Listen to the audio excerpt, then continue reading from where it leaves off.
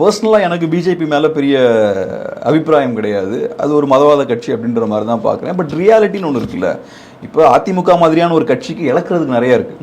அவங்க கண்டிப்பாக எலெக்ஷனை நல்லா பெர்ஃபார்ம் பண்ணணும். ஏற்கனவே ஒரு எலெக்ஷனில் தோத்துட்டாங்க, கண்டினியூஸாக நிறைய எலெக்ஷனில் தோத்துக்கிட்டே இருக்காங்க.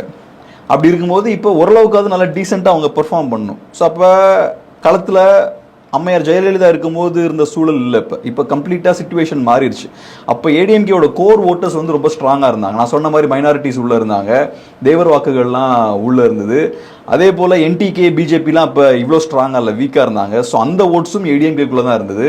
அப்புறம் முக்கியமாக வலதுசாரிகள், பிஜேபி ஆதரவாளர்களே அதிமுகவுக்கு தான் ஓட்டு போடுவாங்க. ஏன்னா அவங்கள பொறுத்தளவில் பிஜேபிக்கு நம்ம ஓட்டு போட்டாச்சுன்னா ஓட் ஸ்பிளிட் ஆகும். ஸோ நமக்கு திமுகவை வீழ்த்தணும்னா நம்ம அதிமுகவுக்கு தான் ஓட்டு போடணுன்ற மாதிரி போட்டுட்டு இருந்தாங்க. இப்போ அந்த சூழல்லாம் மாறிடுச்சு.